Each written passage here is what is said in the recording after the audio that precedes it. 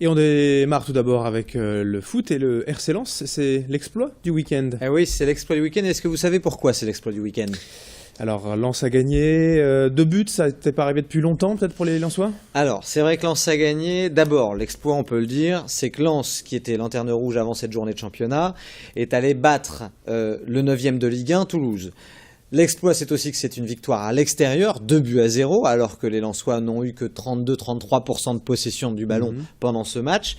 Mais l'exploit, c'est aussi et surtout le fait que Lens a commencé son match avec 6 joueurs de moins de 21 ans. C'est du jamais vu en Ligue 1, ça n'était pas arrivé depuis février 2003 avec l'équipe de Montpellier.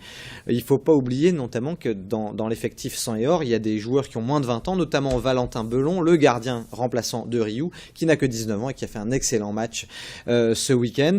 Alors 2 buts en première période et voilà le Racing Club de Lens désormais 16e, donc il n'est plus dernier de Ligue 1, qui possède 1 point d'avance devant le trio Lorient, Bastia et Vian et 2 points même devant Guingamp qui s'est fait totalement étrier à Nice pour la petite histoire, 7-2 après leur victoire face au LOSC. Guingamp a pris une sévère leçon de football face aux Niçois.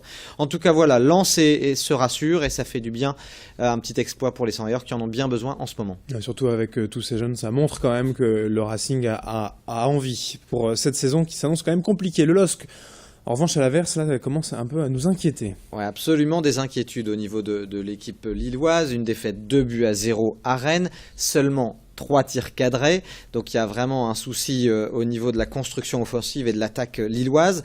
Bacha et Berrier en défense qui ont été clairement dépassés, notamment par Ntep, le Rennais un peu insaisissable. Il y a danger, alors il y a danger pourquoi ? D'abord parce que Lille est 11e de Ligue 1. Mais au-delà de ça, c'est surtout parce que le LOSC n'a pris qu'un seul point lors des 3 dernières journées. 7 buts encaissés et la plus mauvaise attaque de Ligue 1. Donc il y a un petit peu des inquiétudes à avoir. On attend bien évidemment dès samedi soir une vraie réaction face à Saint-Etienne. Ça pourrait bien se passer. Pourquoi ? Parce que lors des derniers matchs à la maison, le LOSC avait tendance à dominer et à se découvrir un petit peu.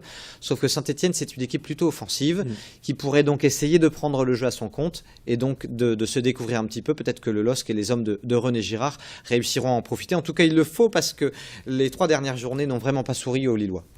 Allez, on enchaîne avec un mot de Ligue 2 également et Valenciennes qui s'incline en Corse.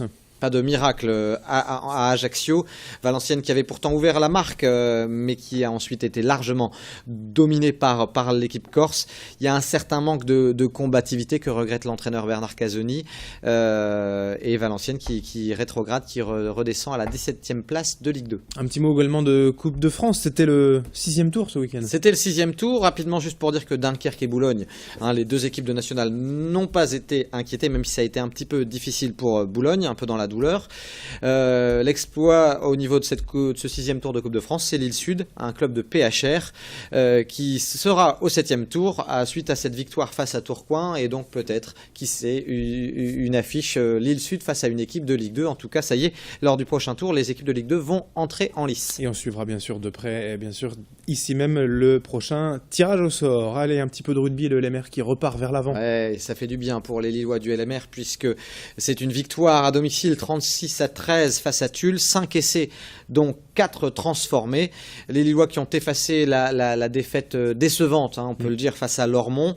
Le LMR est désormais 4e, toujours avec un match en retard. Mais attention, parce qu'il y a une équipe comme Nevers qui prend le large, qui a déjà 31 points, alors que le LMR n'en a que 16 pour le moment. Et puis un petit mot aussi des filles, le LMRCV qui est toujours invaincu. Toujours invaincu, une victoire des Villeneuvoises, 21-19 contre Rennes. C'était le match le plus difficile à gagner depuis le début de la saison pour les joueuses du LMRCV. Allez, on enchaîne aussi avec le basket, il y a pas mal de choses à dire. En basket, d'abord l'énorme victoire du BCM Gravelines face à Rouen 92-49, une victoire qui fait du bien à domicile pour le plus grand plaisir des supporters présents au Sportica de Gravelines. Et par contre une défaite mais plutôt encourageante pour le coup de Boulogne face à Nanterre, 84-71. Côté féminin, eh bien on va dire aussi que les Villeneuvoises ont remporté leur premier match de la saison face à Mondeville, 79-50, presque 30 points d'avance au Palacium. Ça a fait plaisir à tout le monde. Géraldine Robert et Johan Gomis qui ont fait un excellent match, presque plus de 35 points à toutes les deux. À l'inverse, Arras a perdu contre Montpellier et Saint-Amand a perdu contre Toulouse. Allez, il nous reste une grosse minute. On va parler aussi du mondial de ring hockey. Qui a très très bien démarré pour les Françaises, championne du monde en titre, puisque ça a démarré avec une victoire de la France face aux États-Unis, 18-0. Il faudra surveiller aussi dans ce mondial l'équipe anglaise qui a étrillé l'équipe sud-africaine. Un dernier mot pour terminer avec l'athlétisme et la course du Chicon. À Bézieux, l'athlétisme avec la course chère aux yeux de Jacques Gustin, l'organisateur, c'était la 20e édition, l'édition anniversaire. Et il y a eu près de 4250 coureurs qui sont allés du côté de Bézieux pour cette course du Chicon. Et sur le 15 km, c'est Cédric Plovier qui s'est imposé en moins de 50 minutes, 49 minutes 16 je crois, ce qui est un joli temps sur 15 km. Et puis du côté des femmes, Ludivine Vissoc chez les femmes qui l'a emporté en 59 minutes, un peu moins d'1 heure pour sa part. Et puis beaucoup de convivialité, beaucoup d'ambiance comme chaque année à la course du Chicon. Voilà pour être quasiment complet sur l'actualité sportive du week-end.